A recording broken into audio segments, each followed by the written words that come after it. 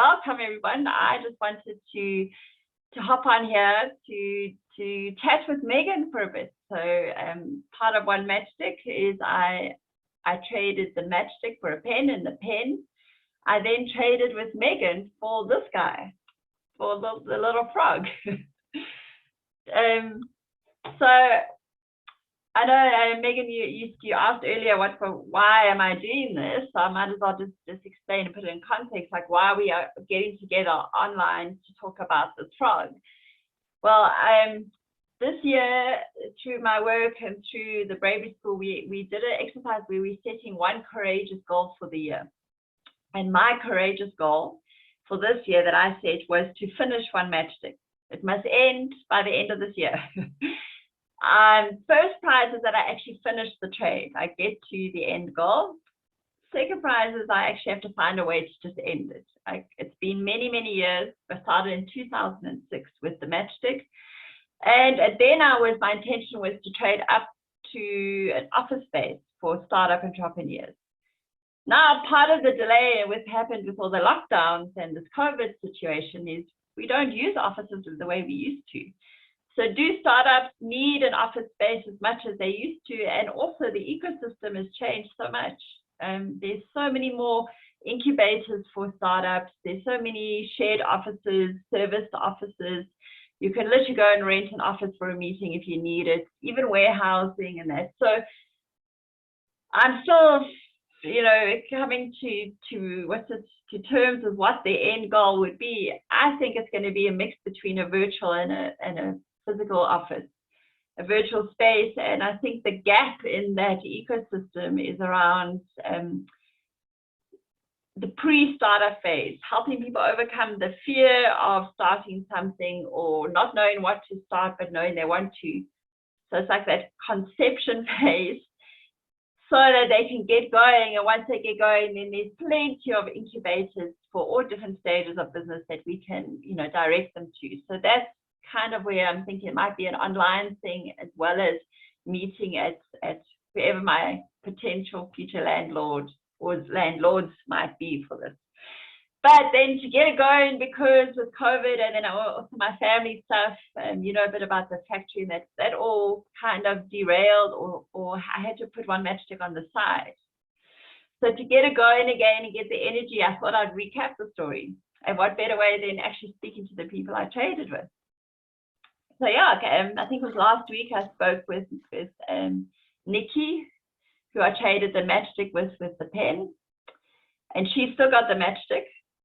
And then I put that pen up for trade, and you made me an offer. So I don't know if you want to then just, looks like you had something to say there.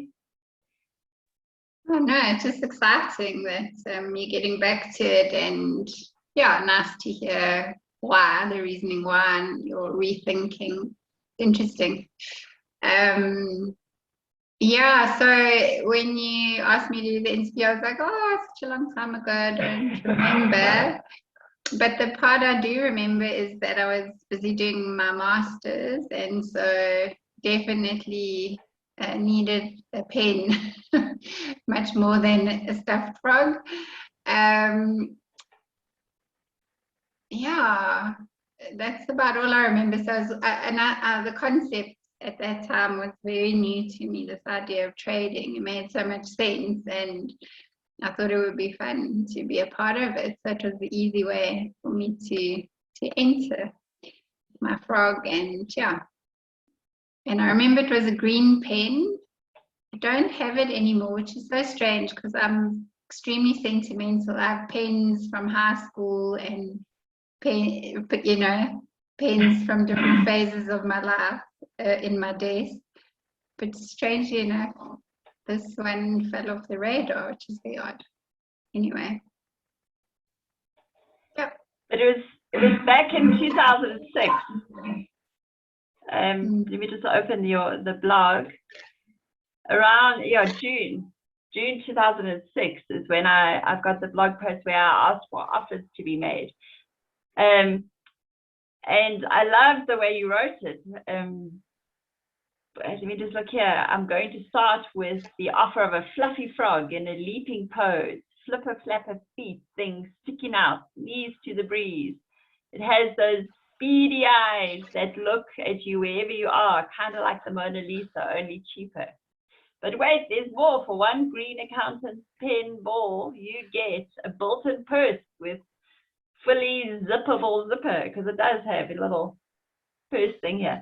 But it's just so, and a loop attachment to allow it to stretch your belt for the fashionable amphibian accessory look. So you really were poetic with your description of this little frog. How did you get the frog in the first place? Do you remember that? It's quite funny that I felt so inspired by the frog. And as you picked it up now, those beady eyes like caught me again. And I was like, oh, freaks me out a bit, even though I know they're plastic. But yeah, so a good close friend of mine who I'd lived with went to Canada. And I'd also spent a year in Canada on student exchange.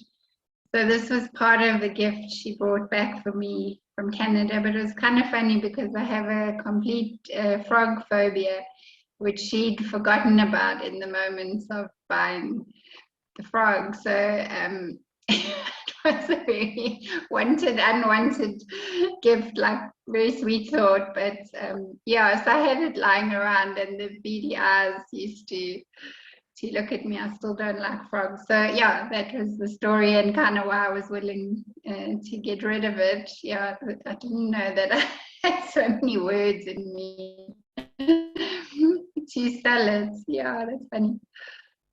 Yeah, so that's how I got it from my good friend, who I've actually just spent the weekend with.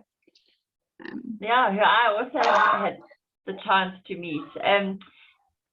So what was interesting then is it's the only offer that I've got written there. So, and because it was like so long ago, I can't even remember. I think I was just captivated by this description and thought the frog was wonderful. And I just accepted your offer, I think, pretty quickly. So hence this little guy came in, and I nicknamed him Rodrigus Rana. Rana is Spanish for frog, I think. R-A-N-A. So he's become known as Rod the Frog. And I'm not going to explain too much about the next trade, because that's going to be, I think, well, maybe I can just quickly share. I've got it here, is the offers I got for Rod the Frog. I got offered from England, actually, another doll. It's called a whoopie, that was made to raise money for AIDS, children affected by AIDS in South Africa.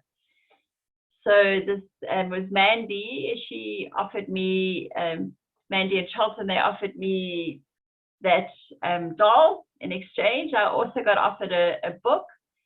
It was called The Mentor by Jack Carew by Rita. And Rowan, who had offered me, he offered me the same offer for the matchstick. He decided he really wanted, the matchstick? Yes, anyway, he decided he really wanted the frog, and he offered me 5 CDs and an optical mouse, all in good working order. So my next update, I'm going to share who I chose to trade with. But if you're watching, what would you have chosen? But obviously the frog went to someone else, and Rod the Frog became this character. And he has since got his own blog, his own Facebook page, and he's been traveling all over the world. So I wondered just if you have any thoughts or comments about that, just how Rod the Frog became quite famous. I guess, yeah, the main thing was how totally unexpected it was. And I'm always amazed at people's creativity and the amount of fun they can have and the ideas they can come up with, because yeah, I'm not very playful by nature. So I think that's what struck me about it, was like, wow, like this little frog turned into such fun for so many people, and the fact that he was already international, it's so cool, like just seeing all the places people go and the places that he got to go. Just fun, Yeah.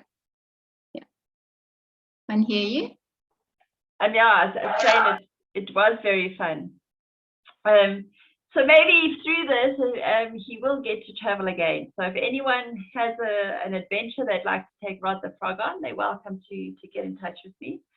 Because he shouldn't actually even be with me right now. Right now, he just somehow landed up with me. But when I speak to whoever I traded with, we'll explain a bit more why. But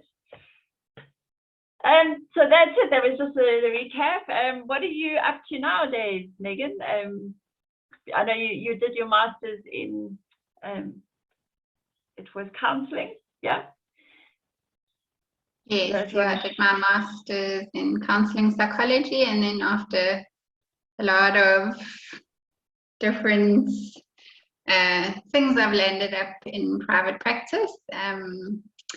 And I'm actually running off now to run a mum support group. So I'm very passionate about supporting mums in the early phases of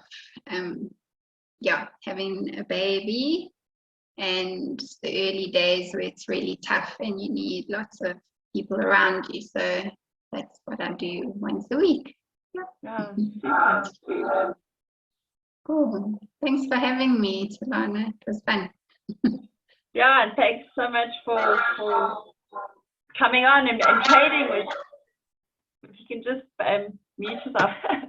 Thanks so much for coming and actually trading with me. I mean, you were the second person I traded with, so it's awesome.